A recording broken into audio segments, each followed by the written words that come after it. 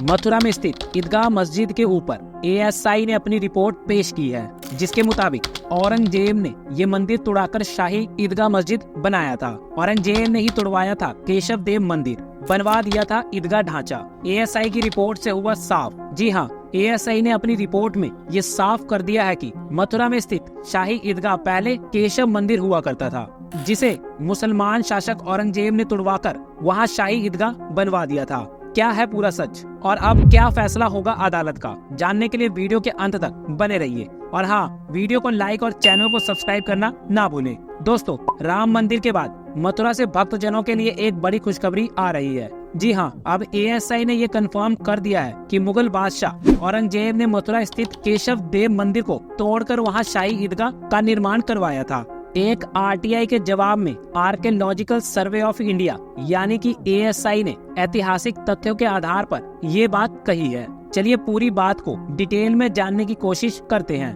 उत्तर प्रदेश के मौनपुरी में रहने वाले अजय प्रताप सिंह ने एक आरटीआई के माध्यम से देश भर के मंदिरों के बारे में एएसआई से जानकारी मांगी थी। उनकी इस आरटीआई में मथुरा श्री कृष्ण जन्मभूमि का नाम भी शामिल था। इसी जवाब में एएसआई आगरा ने यह जानकारी दी है कि इसके लिए उन्होंने कई ऐतिहासिक रिकॉर्ड का हवाला भी दिया है। एएसआई के अनुसार ब्रिटिश शासन काल के दौरान सन 1920 में इलाहाबाद से पब्लिश डॉक्यूमेंट में उत्तर प्रदेश के जिलों के 39 मॉन्यूमेंट की लिस्ट जारी की गई थी। इसमें 37वें नंबर पर कटरा केशव देव भूमि पर श्री कृष्ण जन्मभूमि का नाम भी शामिल है। उसमें कहा गया है कि मस्जिद के स्थान पर पहले कटरा टीले पर केशव देव मंदिर था, जिसे तोड़कर वहां मस्जिद को बनाया गया है। मंदिर को तोड़ने का आदेश मुसलमान शासक औरंगजेब के द्वारा 1970 में जारी किया गया था। ये खबर हिंदू पक्ष के लिए बहुत बड़ी खुशखबरी लेकर आई है, क्योंकि अब कोर्ट में उनके पक्ष काफी मजबूत हो जाएंगे। श्री कृष्ण जन्मभूमि मुक्ति न्यास के अध्यक्ष एडवोकेट महेंद्र प्रताप सिंह का कहना है कि अगर भविष्य में कोर्ट की तरफ से एएसआई को इस जगह के सर्वे की अनुमति मिल जाती है तो ये एक बहुत बड़ा सबूत साबित होगा, क्योंकि ये जानकारी खुद एएसआई की तरफ से दी गई है। दोस्तों, मथुरा में शाही ईदगाह को लेकर चल रहा ये विवाद भी बिल्कुल उसी तरह का है जिस तरह का विवाद इससे पहले अयोध्या में भी देखा जा चुका है। यहाँ में हिंदू पक्ष का दावा है कि औरंगजेब ने यहाँ पहले से बने केशव मंदिर को तुड़वाकर वहाँ मस्जिद बनवाया था।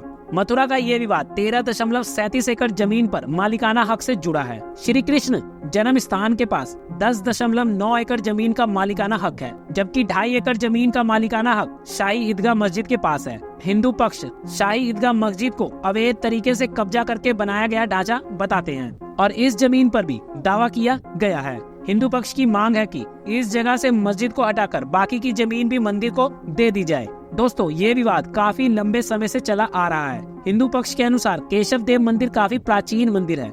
इसे लगभग 5000 साल पुराना बताया जाता है। पौराणिक मान्यताओं के अनुसार कंस के कारागार में देवकी के गर्भ से भगवान विष्णु के परम अवतार श्री कृष्ण का जन्म इसी जगह पर हुआ था। इसीलिए यहाँ बाद में केशव देव मंदिर की स्थापना की गई। इस मंदिर का निर्माण श्री कृष्ण के परपोते ब्रज और ब्रजबान ने राजा परीक्षक की मदद से करवाया था। इसके बाद कई लोगों ने समय समय पर इसकी मरम्मत करवाई थी, लेकिन मुगल शासक औरंगजेब ने 1670 में इसे तोड़ने का फरमान जारी कर दिया था और इसी जगह एक मस्जिद बनवा दिया था, जिसमें नमाज पढ़ने के लिए औरंगजेब खुद आया करता था। अब ये मामला कोर्ट में चल रहा है, जहां हिंदू समाज ने अपने पक्ष में कई सबूत भी पेश किए हैं। कोर्ट में दायर की गई याचिका में कहा गया है कि मस्जिद परिसर में एक कमल के आकार का खम्बा और शेषनाग की तस्वीर मौजूद है। इस खम्बे के नीचे हिंदुओं के धार्मिक प्रतीक और इनग्रेविंग भी साफ साफ दिखाई दे रहे हैं। और इस विवाद के चलते हिंदू पक्ष ने इस जगह को एएसआई सर्वे करने की भी मांग की थी।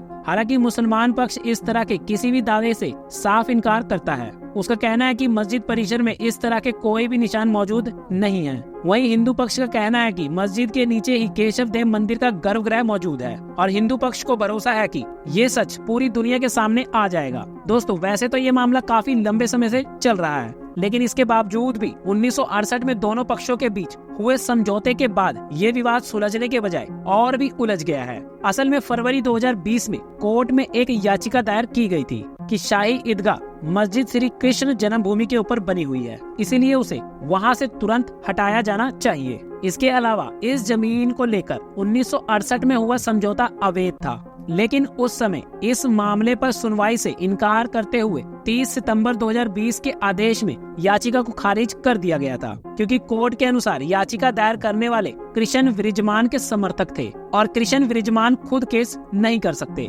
लेकिन इसके बाद हिंदू पक्ष ने मथुरा जिला जज कोर्ट में दोबारा याचिका दायर की थी। इसके बाद मथुरा कोर्ट ने याचिका को स्वीकार करते हुए आदेश दिया था कि सिविल कोर्ट पर इस पर सुनवाई करे। अब आपको ये भी बता दें कि 1968 में ऐसा कौन सा समझौता हुआ था जिसने इस विवाद को और भी गंभीर कर दिया था। साल 1968 में श्री कृष्ण जन्म स्थान सेवा संघ और ट्रस्ट शाही ईदगाह मस्जिद के बीच एक समझौता हुआ था, जिसके तहत इस जमीन को 2 हिस्सों में बांट दिया गया था। लेकिन हिंदू पक्ष हमेशा से ही इस समझौते को अवैध कहता आया है और इसीलिए उसने इस कोर्ट में चुनौती दी है। हिंदू पक्ष का साफ साफ कहना है कि इस समझौते को खारिज किया जाए और कटरा केशव देव जमीन को श्री कृष्ण को वापस दिया जाए। इसके साथ ही मुसलमानों का वहां जाने से रोका जाए। उस जमीन पर ईदगाह मस्जिद का जो ढांचा बना है उसे जल्द से जल्द हटाया जाए। दोस्तों, अयोध्या में राम मंदिर की प्राण प्रतिष्ठा के साथ ही काशी और मथुरा को लेकर आवाज तेज हो गई है। पूरे देश में राम मंदिर के बाद